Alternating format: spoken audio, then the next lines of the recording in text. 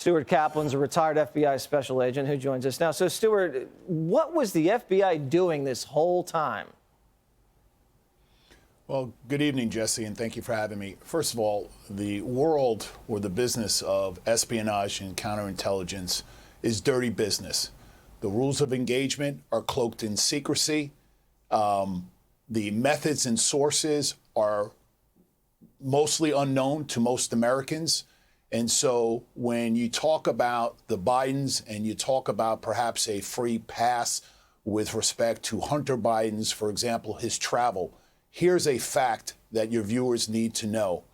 As an FBI agent, we would be well aware that if a former vice president's relative, such as his son, was traveling to a foreign state, we would definitely approach that individual to make sure that their safety was first and foremost, and to ensure that if, in fact, they were approached by any potential threats, it would be reported back to the embassy or directly to the CIA or the FBI. I see a lot of smoke here all over the place, and there is no doubt that the FBI was well aware of Hunter Biden's engagements, his relationships, and he led them to a lot of individuals. But keep in mind, these are national security investigations. We may never, ever learn about what the end game was for the FBI or the CIA or the DOI, because these are national security investigations that generally do not lead to the criminal arena, where we would then hear it played out in a court of law. So Hunter was useful to the CIA or to the FBI. Would that mean that Hunter was aware of his usefulness, or would he have no idea? So there are two ways. Number one is, and I would imagine, given the fact that he had a lot of baggage, there was a lot of liability with respect to Hunter Biden, with respect to just the way he was behaving and living his life. There may have been an assessment that he may not have been approachable with respect to actually signing him up as an informant or as an asset in the normal course of what we generally would do.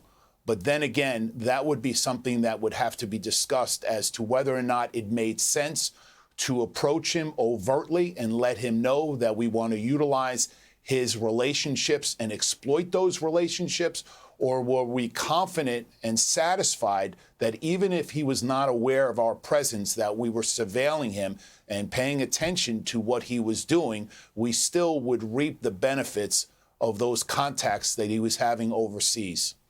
So how do you interpret the classified document scandal, which is now ballooned into a special counsel investigation?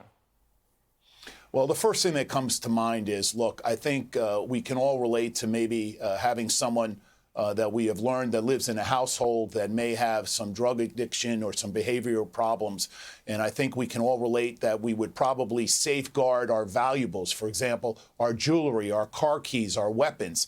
And so to suggest that these national security type of classified documents were left unattended, unsecured in the Biden residence, knowing that Hunter Biden, with respect to his behavior, may have had access to them and certainly exploited or potentially exploited that, there is now, the dots seem to come back as to whether or not either the president, meaning the then vice president, or when he was out of office, did he leave them accessible to his son to allow his son to exploit those classified documents for pay to play, so to speak, overseas?